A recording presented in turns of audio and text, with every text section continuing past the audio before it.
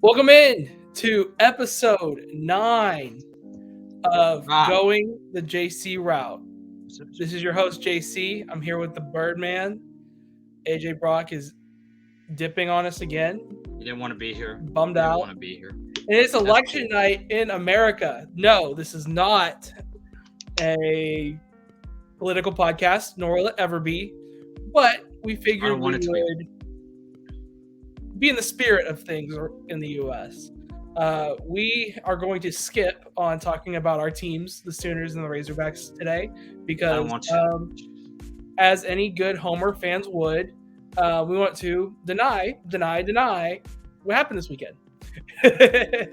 So we figured we would have a little bit of fun. Never happened.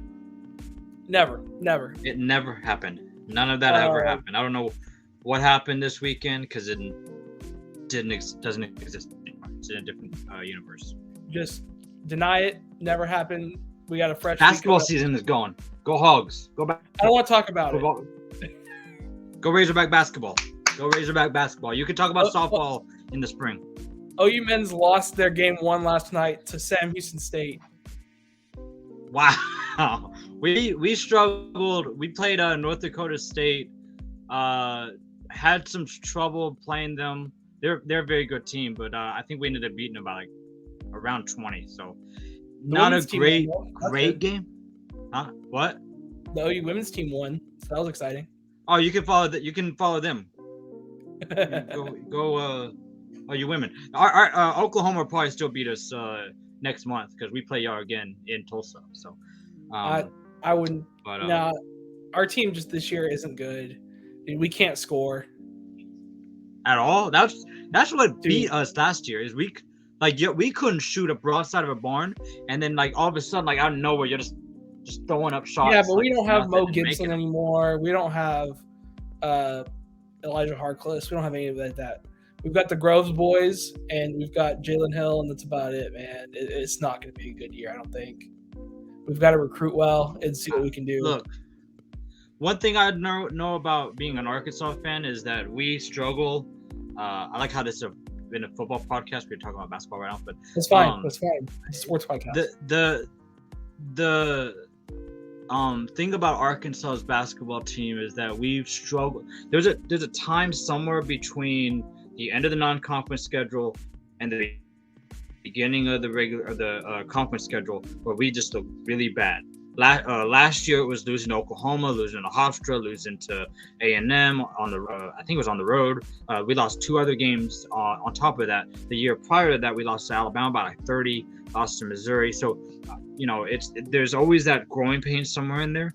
And I'm not saying it's going to be this year against Oklahoma because I'm sure they're bitter about it from last year. If anybody's from that team, on that team from last year. But there's definitely to lose a game, but still have a really great season. Well, I guess we'll find out. Anything to get me off of only one game. Anything to get me off of talking about what? Yeah, but anything to get me off of talking about what happened with a football team. For sure. Well, let's get into the spirit. So what we're doing tonight, on the night that is Election Day, is we've decided that we are going to vote, more or less, or talk through who our 3-quarter mark of the year awards are. We're going to vote, say who's the best. We've got a lot of categories, honestly. We've got our Heisman, our Offensive Player of the Year, Defensive Player of the Year, Most Surprising Player, Most Disappointing Player, Coach of the Year, Hot Seat of the Year, Most Surprising Team, Most Disappointing Team, and Game of the Year. So what we're going to do is we'll nominate a couple, and we'll see who can win. Any questions? Are you ready to rock and roll? Yes. You ready to rock and roll? So yes, let's go. First up, we're going to start with the big boy, the Heisman. Who's really in the race for it in your mind to this point? In the race? I mean, Max Duggan is still there. CJ Stroud. I guess you could still put Hooker in there, even though he did not have a good game against Georgia. And I don't know who the last one is, but those are three that I think could definitely be there. Of course, Max Duggan has to continue to win. So I had all three of those on my list. I had two more for sure. I had one more that's kind of a dark horse, but I feel like that's just because the team isn't getting talked about enough. So I have Duggan, Shroud, and Hooker. I have Caleb Williams. Yeah. I have Bo Nix. I have Drake May. Yeah, I've seen that on a couple of people's lists. They're actually very surprising. I didn't even think about them. 7-1 right now after, it's funny. I feel like North Carolina, they are great whenever the spotlight is on. They are. Last year they came in. Hmm? But yeah, but because like shootout Notre Dame, who's looking better, quite okay after what happened at the beginning of the year. Mm-hmm. I would say four players going? So the players I had on my list are Caleb Williams. Well, so this is kind of the order I had it in my mind. I had it Caleb Williams, CJ Stroud, Hendon Hooker, Bo Nix, Drake May, Max Duggan. Yeah.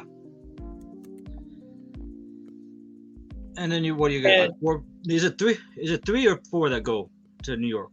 It depends on how many points you get or how many votes you get. Like if it's really close, then you'll take 4. But think about it. We're not doing this who we think it's going to be at the end of the year. Who deserves it thus far this year, through 3/4 of the way? Right now, I would say Stroud. I mean, they're 8-0. I mean, they had a rough game up in Northwestern, but like, they've played good football and he's shown, that's why it's difficult for me, because just about every player on that list has had a bad game. Caleb Williams, I think 2 games they put up like 16 points and 17 points in the Pac-12. Well, Stroud's bad game. Not that you should blame anything, but I mean that was bad weather up there. Like you're not throwing the ball in those conditions. Yeah, but if anything, they had to figure out a way. He wasn't a leader. Huh? He very much had that kind of body language.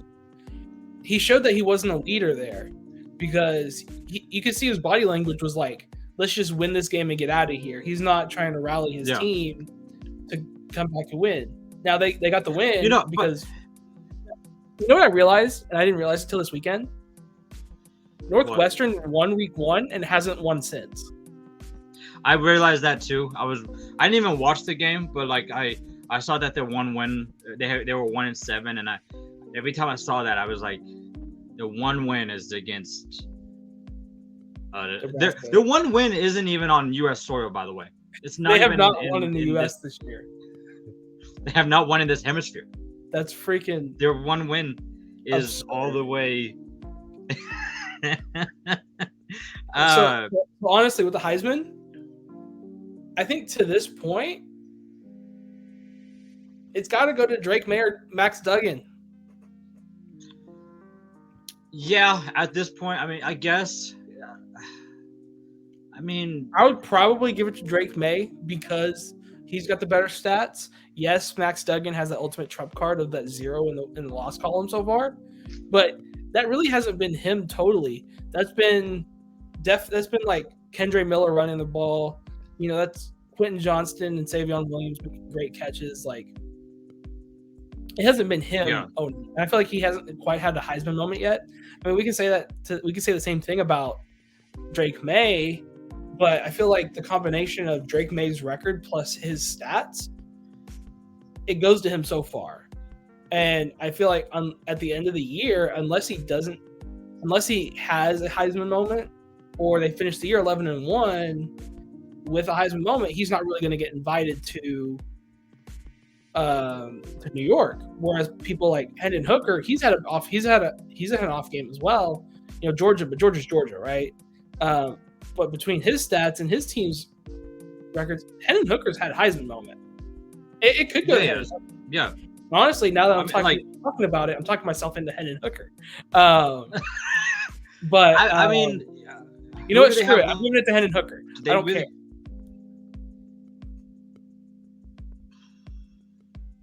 I'm sticking with I'm unconfidently sticking with CJ Stroud. Okay. We split the vote. We'll have to do a runoff later. We'll see how that works. All right. Okay. Offensive Player of the Year. This one's easy. It's Hendon Hooker.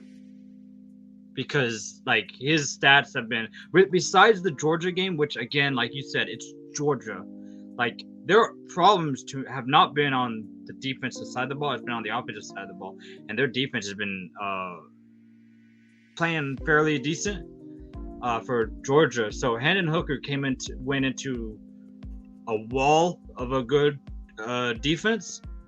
But other than that, I mean, he's played fantastic. He had 5 touchdowns against Alabama. He's had almost 350 yards against Florida. He had over 300 yards against Pitt. Like he's played very good football, and he's played very good offense. I mean, they're one of the top offenses in college football right now. Despite the fact that they, like I said, lost Georgia, I'd give it to Hooker.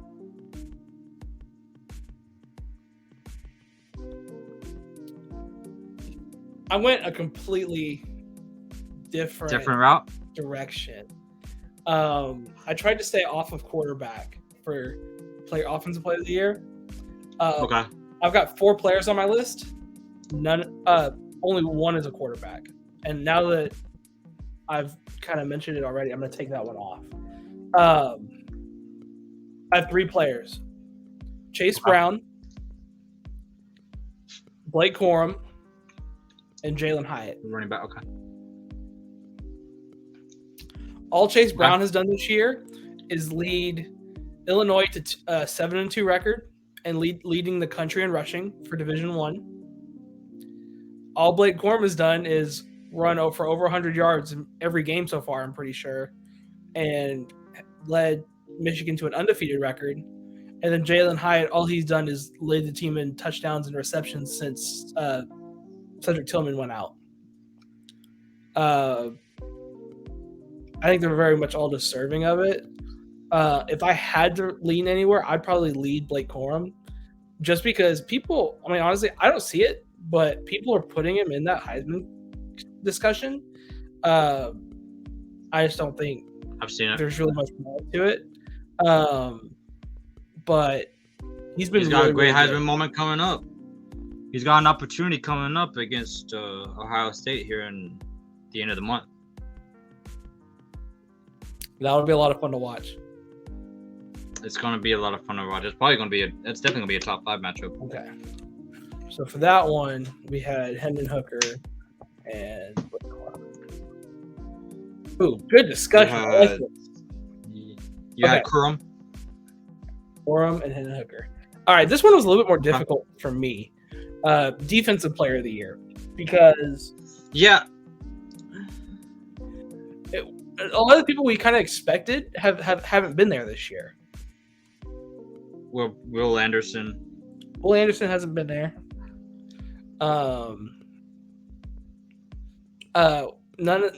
hasn't really been a name that stood out.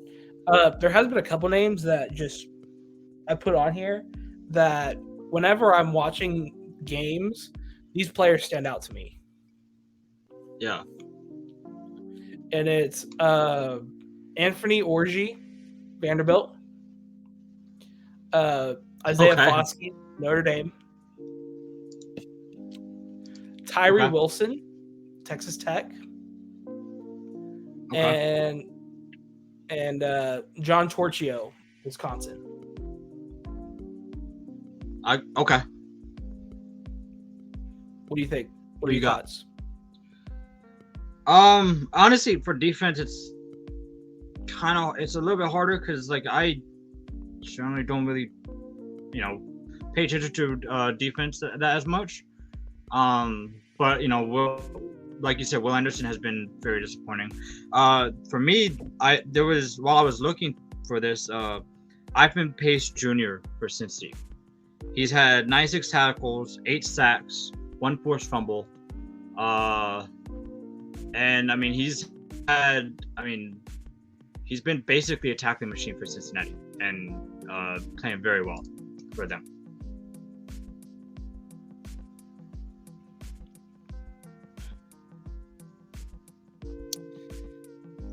Yeah, nobody. It's really, really hard because nobody's really stood out this year or taken over. Like a lot of people in the Big 12 thought Felix Anudike-Uzomah was just going to wreak havoc in the Big 12 this year.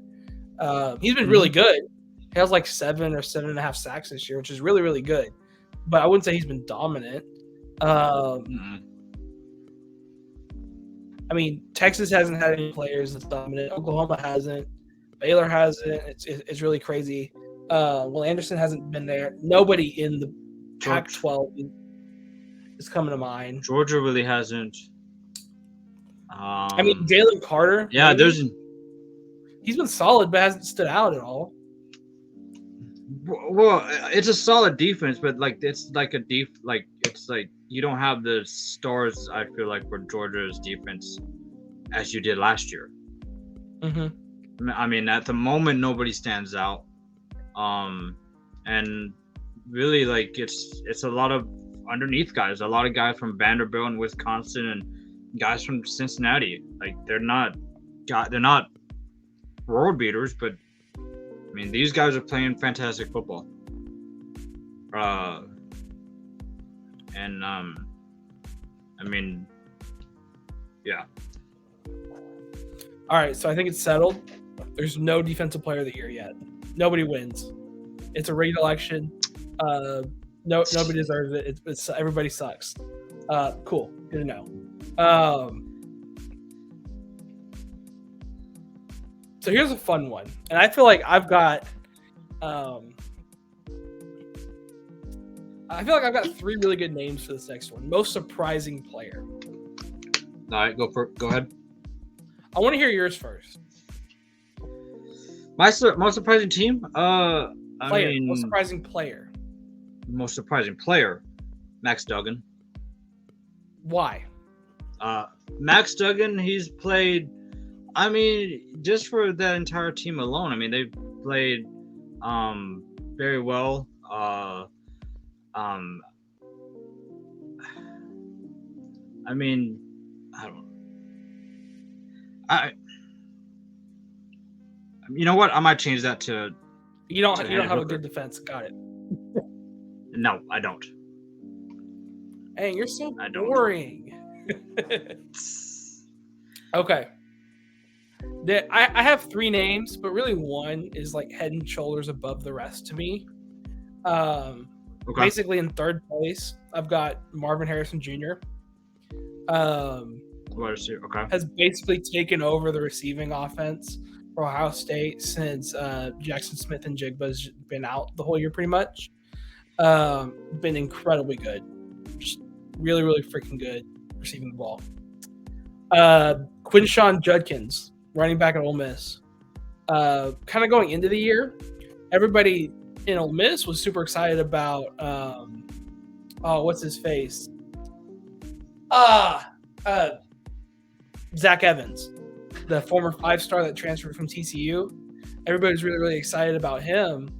And Quinshon Judkins has pretty much taken over and just said, nah, this is my backfield, and run over everybody as long as he's been healthy. There's just one player that's been most surprising to me, and it's Michael Penix. Michael Penix at Washington? Yeah, because so hear me out. So he was at Indiana, right? Yep. After this year, if you would have told me he transferred going into this year, I wouldn't have been able to tell you where he transferred to. But all he's done this year is through 9 games, lead the entire country in passing yards. through 9 games, Pretty good. there's only 2 quarterbacks in all of Division I college football that is over 3,000 yards so far. It's Austin Reed at Western Kentucky and Michael Penix at Washington. Michael Penix has been that guy who, at Indiana, we knew he was good. That team was not good, but he was good. Like that one time, that touchdown in 2020 when they beat Penn State. Oh yeah, the touchdown. Yep. Just the entire game, you knew he was good, but that whole team was bad. They got lucky that year.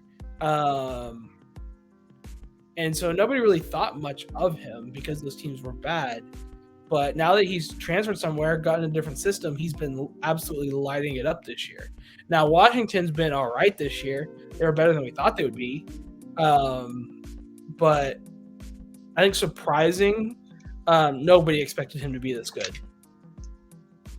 And he's just been absolutely lighting it up.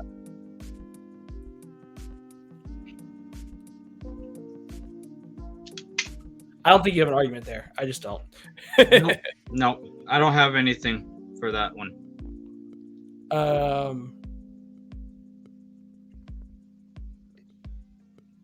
Okay, so let's go most disappointing player. I forgot who I put here. Jesus Christ.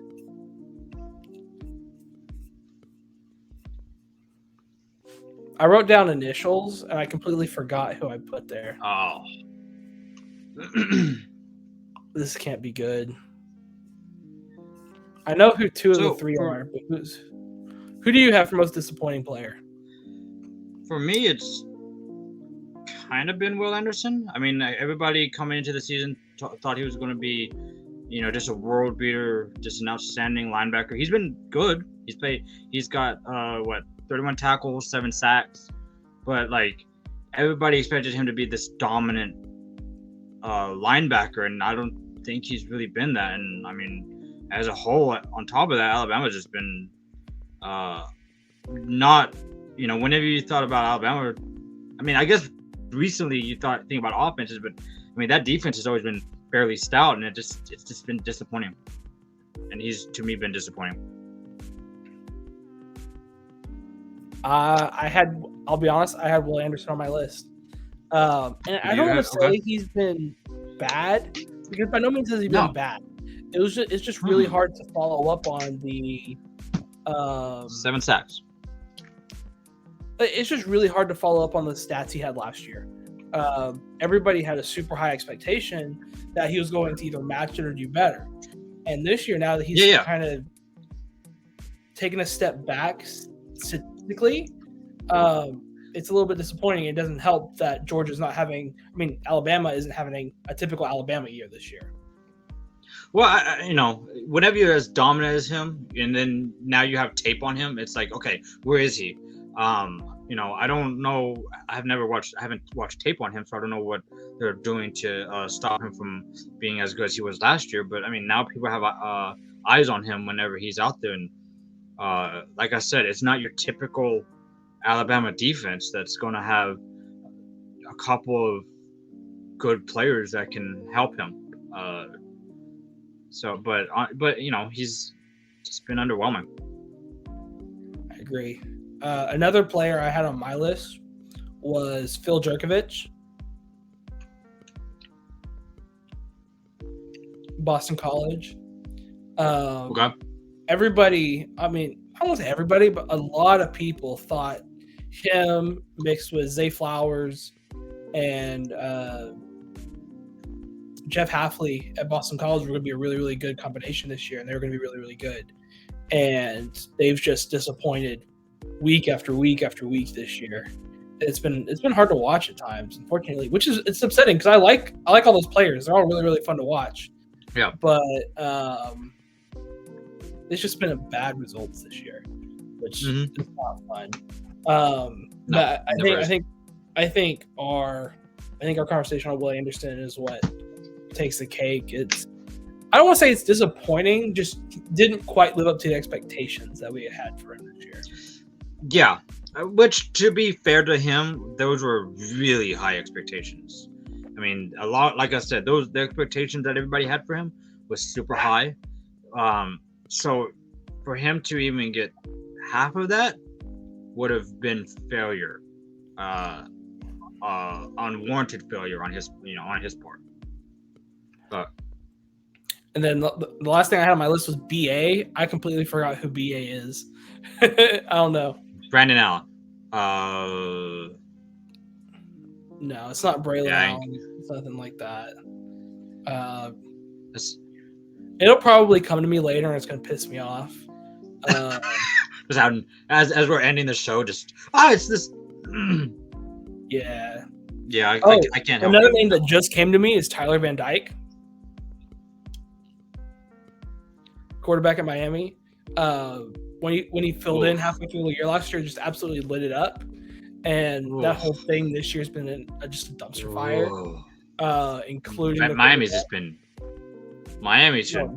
smelly. There's a tropical storm going over there. By the time it hits Miami, it might be a hurricane. Maybe they should Is that a think bad? about joining that hurricane. Is that a bad joke? Maybe they. Yeah. Okay, good to know. We'll just skim over that. Coach of the year. I've got two names, and I think it's hard to argue against either one. Now, there's a couple other names we could probably throw in there, but I think it's these two names are head and shoulders above everybody else. I've got Josh Heupel. Yep. Kenny Dykes. Okay, we are on the same page. For coach of the year, I did put Kenny Dykes down there.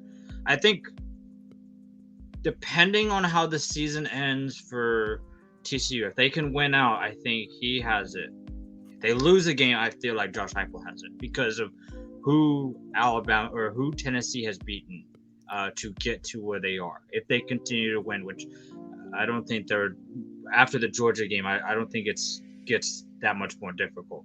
Well, after you play Georgia, nothing's difficult, but I'm pretty sure Tennessee's schedule the rest of the way is just a bunch of cupcakes. Yeah, Vanderbilt at the end of the year, like South Carolina, Missouri, I think. Let me see. So Tennessee's schedule the rest of the way is Missouri at home, at South Carolina, at Vandy. They should win all three of those games. Yes, they should definitely win all three of those games. But they've got the resume over TCU. Unless TCU wins out, now they'll help their resume this week because they have to go to Austin to win.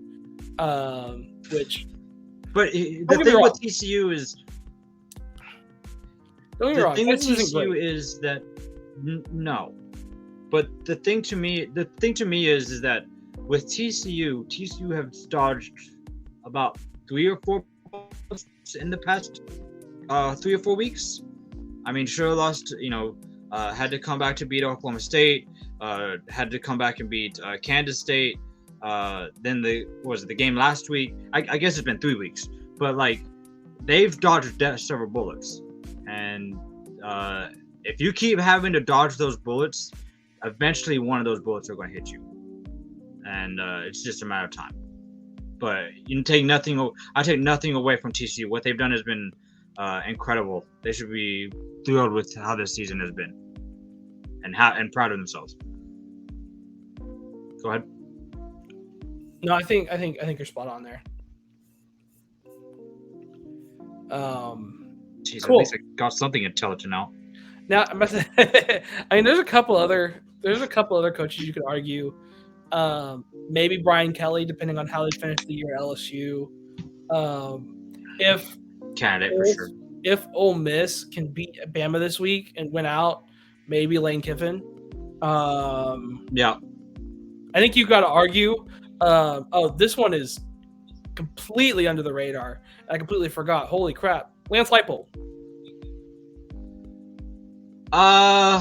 Kansas bowl eligible in his second year. Yeah. What he's done has been incredible.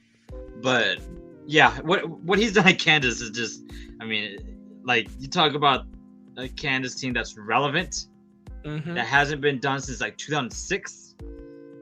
Yeah, he's done a magnificent job, and honestly, losing the games that he has kind of helped Kansas in a way. Yeah. Because you know if Now let's just if hope they he had doesn't continued to get- win, Let's just hope he doesn't get bought out. Someone doesn't come in and swoop him up this year. I'd love Yeah. to see him build Kansas like he built Buffalo and he Wisconsin needs to Whitewater. sign on. Like I like seeing people. I like seeing coaches sign on to stay somewhere to build a program. Unless that program has had a basketball program or has a basketball program, then I don't really care as much. But if that program has not had a great program and they're trying to build it, I'm all for that. Yeah, hopefully he does stay. And yeah, Absolutely. Okay. All right, so we're on the same page. Josh Heupel, Sonny Dykes, Les Heupel. Here's a Yep. fun one. Okay, so here's a fun one I came up with right before we started, and it is hot seat of the year. So obviously we've had coaches be fired already. Scott Frost. We've had Carl Durrell. We've had what's his face at Auburn. yep. Countless others, right? But Yep. who is on the hot seat currently through 9 weeks that is expected to be fired next?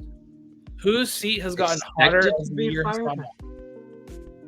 I don't know about expected because of the buyout, and a couple other factors, but somebody who's So you're going with Jimbo. achieved and You're going with Jimbo. yes, for Okay. sure I'm going with Jimbo. I think that's the obvious one. Yes. Well, that's one of the obvious ones. There's one other obvious one.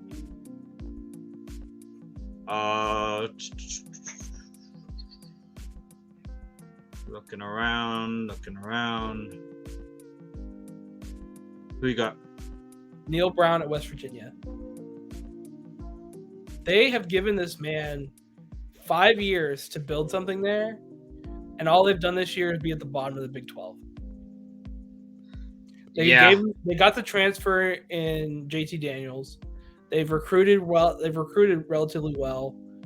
They've given him the resources. They've got a brand new facility, and he's doing nothing with it. Yeah, there's a lot of times whenever you look at a lot. Can you hear me? Yeah, I got you. Sorry that there is a lag. But a lot of times whenever you get football programs, they're very impatient. It's like 2 years. They've 5 years. I mean, that's more than enough time to get something going, and that patience has to run out at some point. He has to be gone. He definitely should be on the way out as soon as possible. I heard a rumor that it's just a rumor, but essentially West Virginia is facing the exact opposite problem Texas A&M is facing. They want to buy him out, but they can't afford it. Versus Texas A&M, where it's like you owe Jimbo a ton of cash, but you've got that money somewhere. I feel I feel like Jimbo's is just way worse because you had the wet recruiting. Well, what 3-6 now? Something like that, and they had the best recruiting class in the history of football ever, and they. Well, now you're kicking kids off the team for breaking curfew, for smoking weed in the locker room, for offense is awful. The offense, it's the offense that really looks bad. Like the defense has also been abysmal this year after Mike Elko left.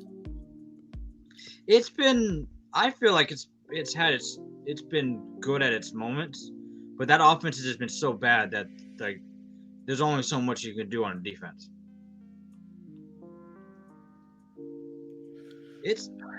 I hope Jimbo gets fired because that would be hilarious. Oh, I mean, I don't want to, at this point in his tenure, he has a worse record than what's his face? Kevin Sumlin. Kevin Sumlin. He has a worse record than Kevin Sumlin. I saw that, and it's now it's depressing me the more that I think about it. So I had one other name on my list, and this is more of a projection than year to date, and it's Tom Allen. Okay. Indiana. They adore Tom Allen in Indiana.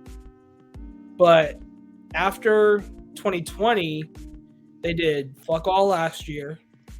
They're doing fuck all this year. Yeah. I feel like he makes it through this year.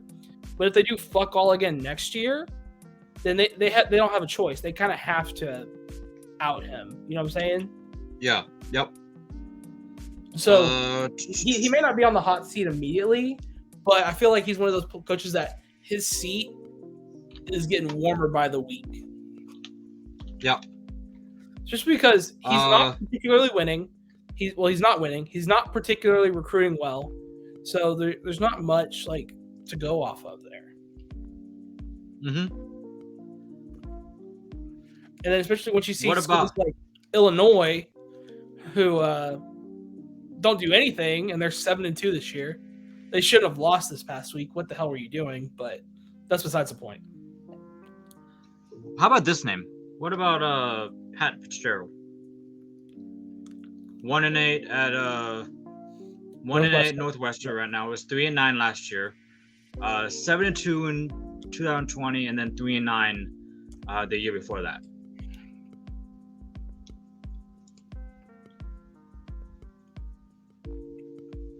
You know, I don't know. Do you give him another? You give him another year?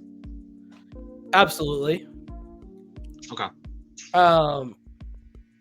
That's hard because I feel like as much as Indiana loves Tom Allen, Northwestern adores Pat Fitzgerald more.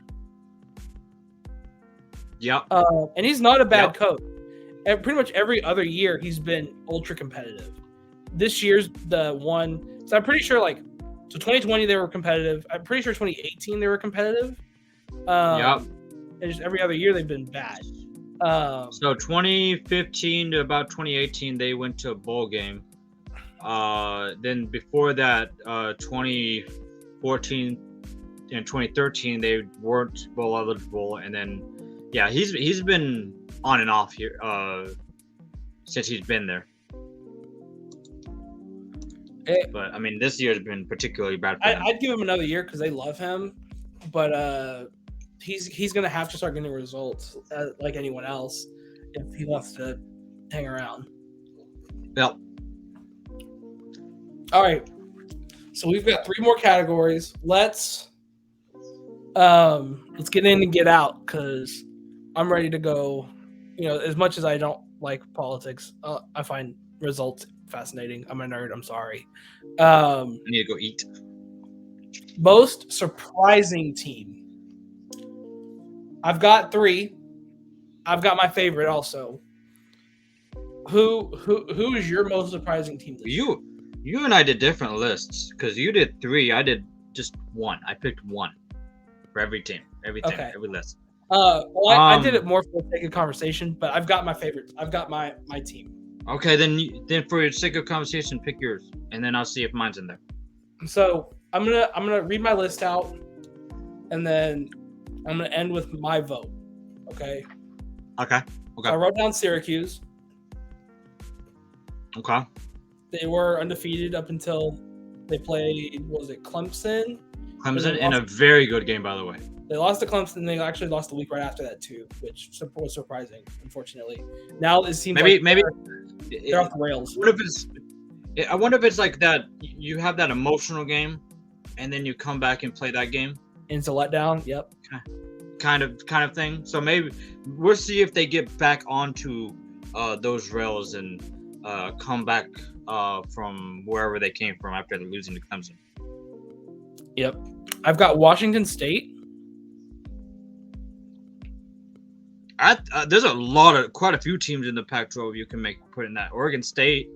Yeah, but after you get a new coach, you get a quarterback in the transfer portal. Cam Ward is fun to watch, by the way. They're not like overly impressive this year, But Oh, you know what? You know what? I was wrong. They are off the rails. Syracuse has lost 2 straight after losing to Clemson. So Right. go ahead. Okay, yeah, I didn't so realize. they're just fun to watch. My third team is Illinois. Okay. 7-2. Chase Brown, offensive player of the year so far, like incredible. Leads the country in rushing. Oh, nice. Looks like Greg Abbott's been reelected. We get to hear people talk about that. Sorry, but super fun. I'm so happy for Brett Bielema. He's a good player. Yeah, whatever. Yeah, same here. As a I have nothing against him. He was our former coach. Didn't have a great. He had some good moments here, but wasn't great here. But yeah, what he's done over there has been great, and looks like he's possibly reestablishing what he did at Wisconsin for several years. Maybe he turns that program into a consistent Rose Bowl participant. It really feels like his philosophy to football fits the Big Ten.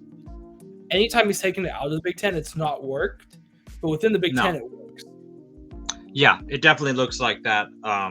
That's how it's been. I mean, clearly with Wisconsin, and looks like right now with Illinois. For me, surprising team in the Big Ten East compared to the West. Yeah, well, that's a whole different conversation. Yep. Oh yeah. No, like he's in the. Was he in the East? You said he's in the East, right? He's in the West. He's in the. Whatever. I'm bad with directions for some reason right now. But I mean, yeah. Being in the West is definitely beneficial. If you want to be successful in the Big Ten. Unless you're Ohio State or Michigan or Penn State. That's why I think it'd be fun if he was playing or competing against those teams every year, because that would be a better measuring stick versus playing a weaker West every year. Yeah, I mean, that's been basically the trend. You get a team from the West going to play a team from the East, and the team from the East is every year just about. So I've got 2 more teams. Sorry. Oh, I had 5. Yeah, go ahead. My second place team is Tennessee. Okay. Obviously, we've talked Tennessee at length so far. Just nobody expected them to be this good this quickly, with how that ended with their last coach, and how it feels like almost nobody liked Josh Heupel when they hired him. Just nobody liked that hire, but they are seemed underwhelming. Based on the situation they were left in, they kind of had to just kind of take who they could, and nobody really liked it. But minus Georgia, this year they've been an absolute wagon, and they've been really, really fun to watch offensively, especially.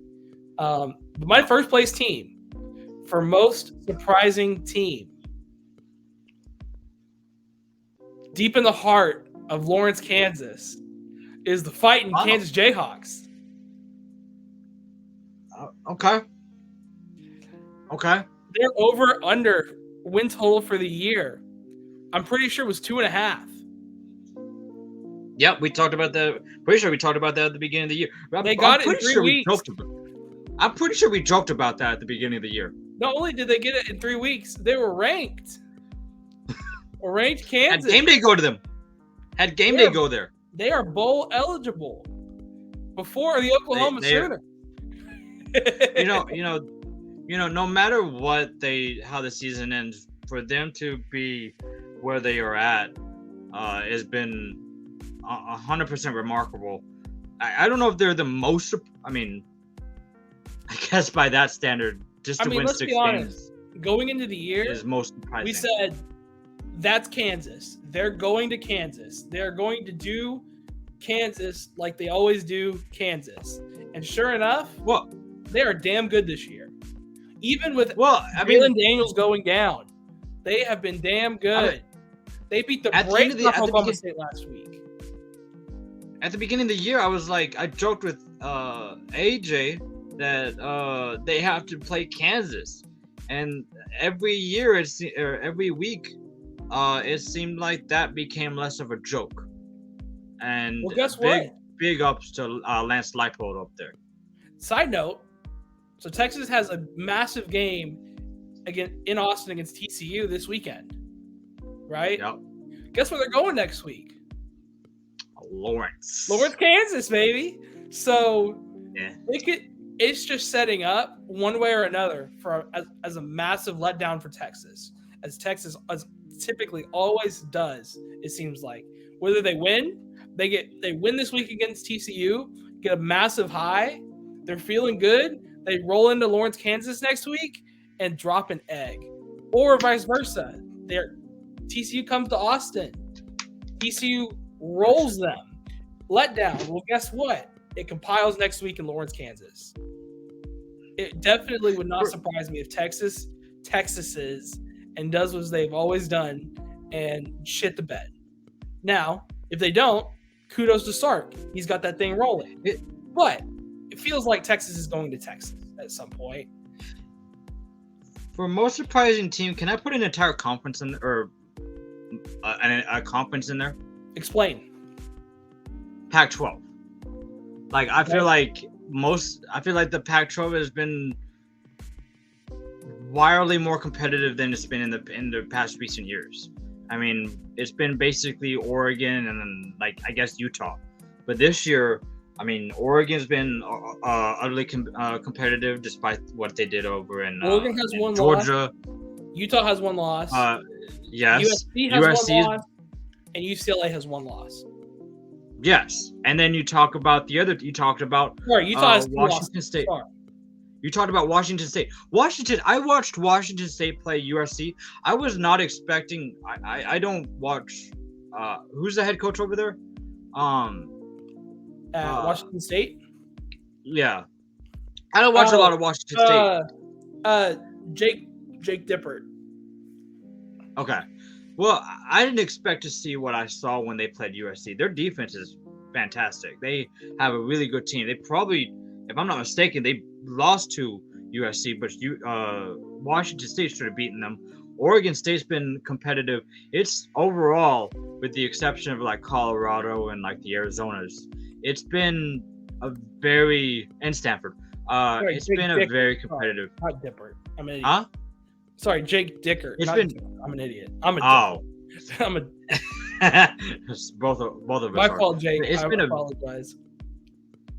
It's been a very competitive conference. Honestly, for most surprising team, I had TCU on here, but it's boring because we've talked about them ad nauseum. So I'm picking a conference, Pac-12. I agree with TCU. I actually didn't have them on my list. I kind of overlooked it. That's my fault. New coach, new coaching staff, first year. Yeah, actually, under that I forgot, and they're undefeated. Yeah, I forgot about new coaching staff. Granted, he had to go across town, but for what he's done as the first year, yeah, it's been utterly impressive.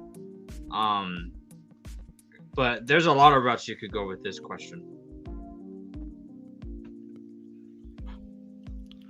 I think it goes back to kind of our conversation we've had this year, and it seems like the Pac-12 and the Big 12 have switched kind of roles this year. Yeah. Just to touch on it again, typically the Big 12 is top heavy, and then kind of mediocre the rest of the way, and the Pac-12 is just kind of chaos all the way through with maybe one good team or two good teams. This year, the Big 12 is very much TCU and everybody else so far. Mm-hmm. You've got a couple close, Texas, Kansas State, stuff like that. Maybe Baylor, maybe Oklahoma State, still has a shot, whatever. But you've got so much more strength at the top in the Big 12. I mean, the Pac-12. Like we talked about, USC, UCLA, Oregon, Utah. They've got one conference loss. And then but you can't sleep on that middle.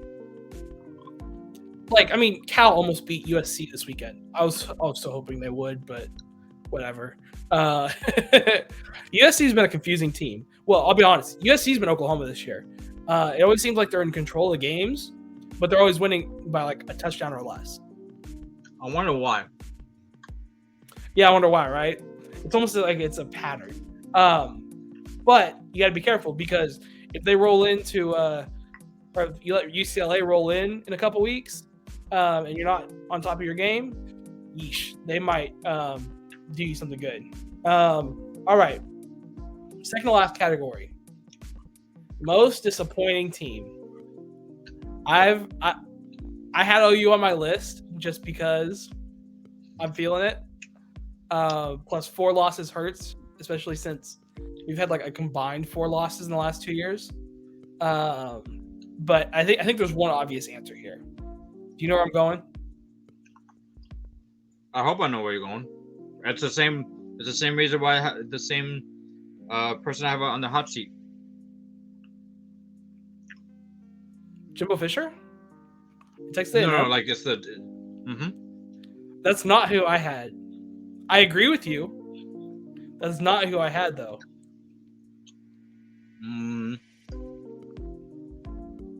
Notre Dame. No. What conference? I'll just tell you. It's Miami Hurricane. I was thinking that one crossed my mind too. And that even makes Texas A&M look more disappointing because didn't A&M? No, A&M beat Miami, but they should have lost. Mm-hmm. But Miami has been absolutely atrocious this year. Abysmal in every sense of the word. I want to pull up their schedule. This. So they beat Bethune-Cookman, they beat Southern Miss. Yep. And then they lost to Texas A&M. They lost to Middle Tennessee State. They lost to North Carolina. They squeaked out a win over Virginia Tech. They lost to Duke. Talk about a team who's actually been pretty decent this year in Duke. They beat Virginia. Talk about it. That was the second disappointing team I had on my list. Was UVA. There was so much talk going this year about their offense and Brennan Armstrong, and they've just done absolutely nothing this year. I mean, they just can't score.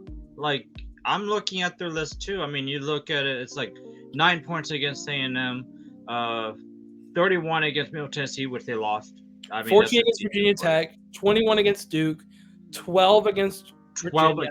14 against Virginia. And then they had 3 against Florida State. Holy shit. They can still manage to be bowl eligible, but yeah, there's no shot they're going to be bowl eligible. They have to go to Georgia Tech, which since they fired Jeff Collins has looked a little bit revived. They have to go to Clemson. I don't give them a chance. And then they finished the year against Pitt. So you're telling me they're going to win 2 out of those 3 games?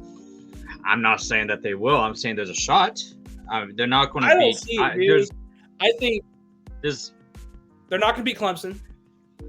Nope. I don't think they beat Pitt either. I think they're lucky if they get 1 win.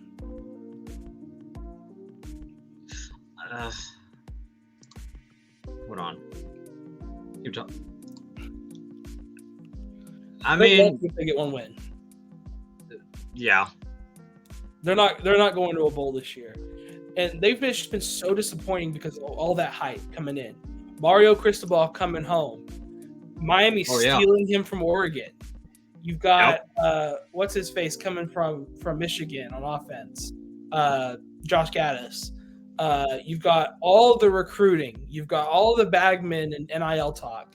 You've got all that stuff going for you. And in year 1, you're not bowl eligible.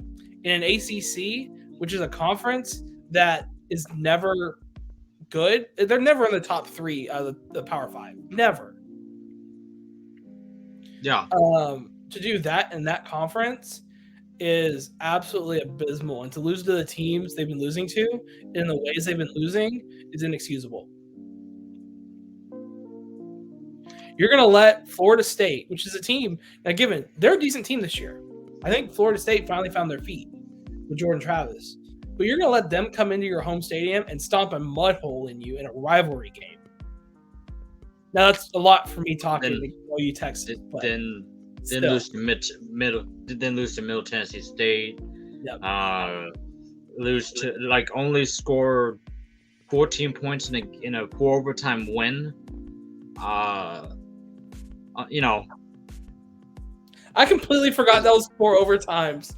Oh no! It says it on the thing. It said it on the thing. No. And Magic didn't do 4 overtime.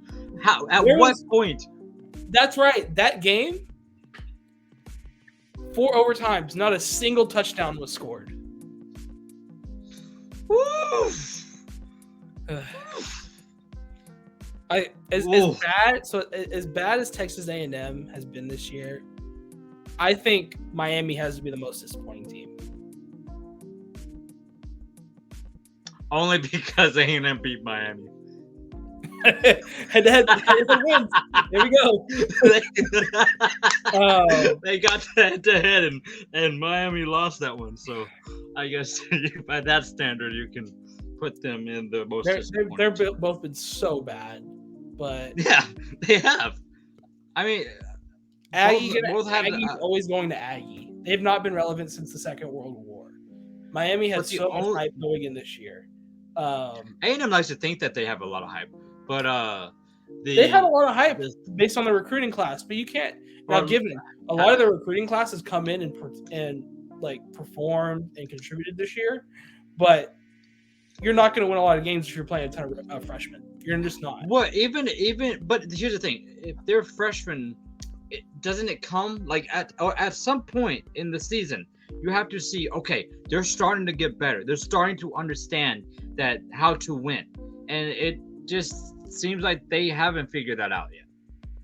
And it's gotten kind of worse. I don't know how to explain it, dude. It's been absolutely I don't really care too much. I got my own problems with my own team. We'll see how we finish out. A&M's not going to a bowl either this year. It's awesome. But let's wrap it up on this. We're coming up on an hour. Game of the year so far. I have three contenders, and LSU is two of them. LSU, Alabama. Okay.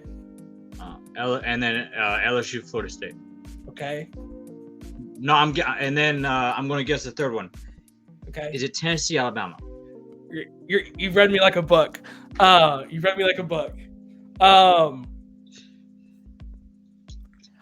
As fun as Tennessee, Alabama was, which was an immaculate game. We've got a great story we're watching on the TV in Philadelphia.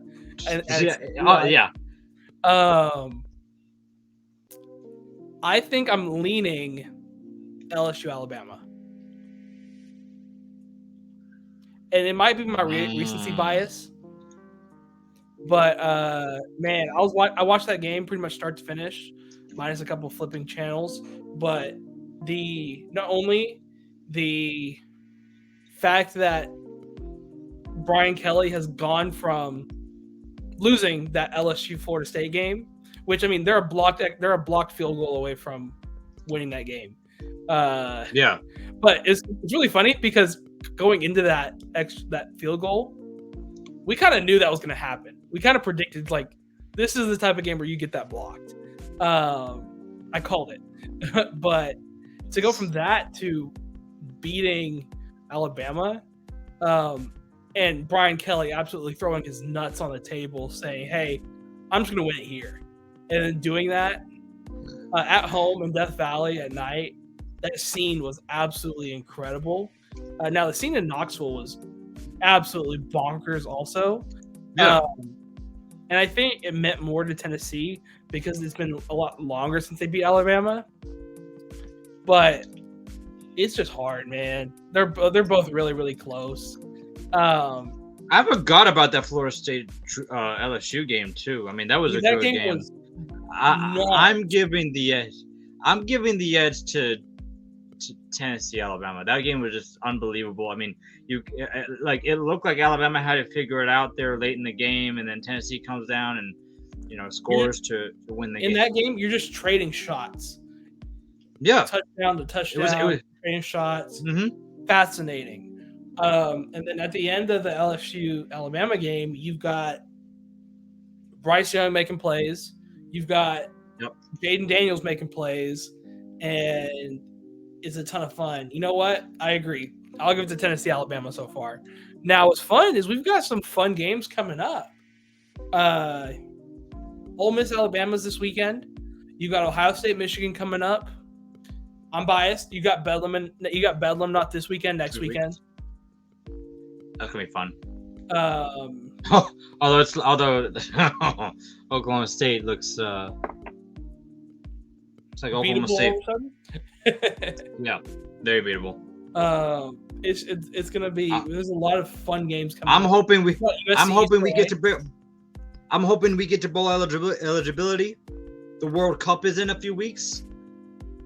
Arkansas basketball. I don't know if I mentioned that earlier. Arkansas basketball is Give me the underway. softball season. Give me the baseball season too. Although our baseball team might not be as good. I don't think ours will Still either. good. But give me the softball season because I know our softball team will be good. But yeah, I mean, I'll give it to Alabama, Tennessee, in Knoxville, tearing down the goalpost and throwing it in the river. It's out there somewhere. How can you not Did you be see- romantic about college football? It's. We've said it before. I'll say it again. I'll say it every time until the day I die. That it is the best sport. It's the best level of competition ever. Like college football is just unbelievable. The pageantry, the history. The traditions. It's unbelievable. So here's a question. This weekend in Austin, if Texas beats TCU, do Texas fans rush the field? They shouldn't. I mean, I agree, but I have a feeling they will.